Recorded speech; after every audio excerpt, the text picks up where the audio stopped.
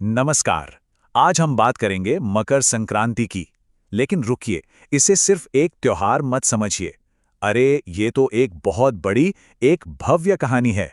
और ये कहानी जमीन पर नहीं बल्कि आसमान में सितारों के बीच लिखी गई है।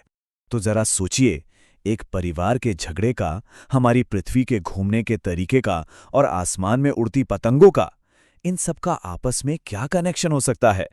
सुनने में अजीब लगता है ना?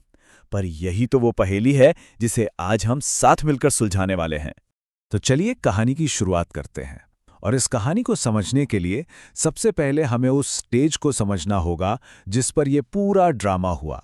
और वो स्टेज है हमारा ब्रह्मांड। अच्छा, तो मकर संक्रांति, इसका मतलब क्या है?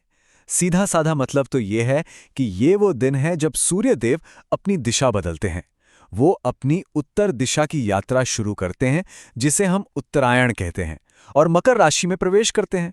आसान भाषा में कहें तो यहीं से सर्दियां खत्म होने लगती हैं और दिन फिर से लंबे और रोशन होने शुरू हो जाते हैं। पर बात सिर्फ इतनी सी नहीं है। इस खगोलीय घटना के पीछे ना एक बहुत ही गहरी, एक इमोशनल कहानी छिपी है। एक पिता और बेटे के बिछड़ने की कहानी, जिसकी वजह से एक पूरा दिव्य परिवार अंधेरे में डूब गया था। और इस कहानी के मेन कैरेक्टर्स कौन हैं? एक तरफ हैं सूर्यदेव, ग्रहों के राजा, और दूसरी तरफ हैं उनके बेटे शनिदेव, जिन्हें हम न्याय का देवता मानते हैं।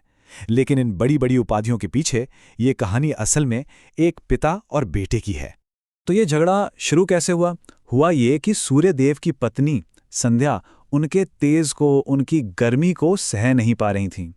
तो उन्होंने क्या किया?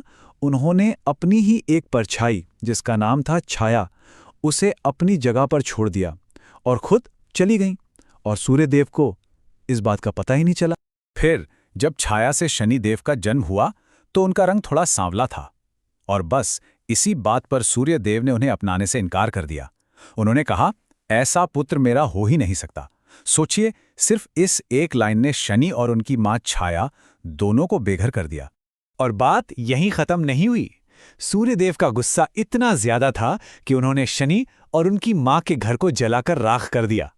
बस इसी घटना ने पिता और बेटे के रिश्ते में एक ऐसी दरार डाल दी जो कभी भर नहीं सकती थी।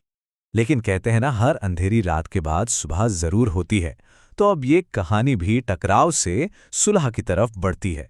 अब वक्त आता है सूर्यदेव की एक बहुत ही जरूरी यात्रा का।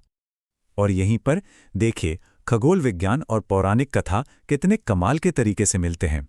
मकर संक्रांति का दिन असल में वो दिन है जब पिता यानी राजा सूर्य खुद चलकर अपने नाराज बेटे यानी शनि के घर उनसे मिलने जाते हैं। अब सोचिए उस मंजर के बारे में। सूर्यदेव जब अपने बेटे के घर पहुंचे तो वहां तो सब कुछ जला हुआ था, राख ही राख थी। उस राख के ढेर पर शनिदेव के पास अपने पिता को देने के लिए क्या था? सिर्फ मुट्ठी भर काले तिल।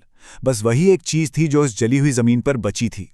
बेटे का ऐसा बर्ताव देखकर, जिसमें कोई गुस्सा नहीं, सिर्फ सम्मान था, सूर्यदेव का दिल पिघल गया। उन्होंने तुरंत शनि को गले लगाया, उन्हें आशीर्वाद दिया और एक नया समृद्ध घर बनाने का वरदान दिया, वही घर जिसे मकर कहा गया। और इस तरह आखिरकार पिता और बेटे एक हो गए। और ये जो दिव्य पुनर्मिलन हुआ ना, ये सिर्फ एक कहानी बनकर नहीं रह गया। ये आज भी हमारी परंपराओं में, हमारे त्योहारों में जिंदा है। जानना चाहेंगे कैसे? चलिए देखते हैं। हम इस दिन तिल और गुड़ से बनी मिठाइयां खाते हैं, है ना? वो सिर्फ मिठाई नहीं है, उसके पीछे भी एक मतलब है। गुड़ जो है वो सूर्य यानी राजा की खुशी का प्रतीक है, और तिल वो शनि यानी प्रजा की खुशी का। तो जब हम तिल गुड़ खाते हैं तो हम असल में राजा और प्रजा दोनों की खुशी मनाते हैं। तभी तो कहते हैं, तिल गुड़ घ्या और गोड़ गोड़ बोल। अच्छा, और पतंगबाजी का क्या? वो सिर्फ एक खेल नहीं है, उसके भी कई गहरे मतलब हैं। एक तो ये सूर्यदेव को थैंक यू कहने का एक तरीका है। दूसरा, ये आसमान में सूरज की ऊंची उड़ान का जश्न है। साइंटिफिकली देखे तो ये सर्दियों में विटामिन डी वाली कीमती धूप लेने का एक बहाना है। और सबसे बढ़कर, ये सबके साथ मिलकर खुशियां मनाने की एक बहुत ही प्यारी परंपरा है। चलिए अब जरा इस कहानी को और बड़े नजरिए से देखते हैं, क्योंकि ये सिर्फ एक पौराणिक कथा नहीं है। ये साइंस और ब्रह्मांड के साइकिल से भी बहुत गहरे से जुड़ी हुई है। एक बहुत ही इंटरेस्टिंग साइंटिफिक फैक्ट है, हमारी पृथ्वी जो है ना, वो अपनी धुरी पर घूमते हुए थोड़ा सा डगमगाती है, और इसी वजह से मकर संक्रांति का त्योहार धीरे धीरे कैलेंडर में आगे खिसक रहा है।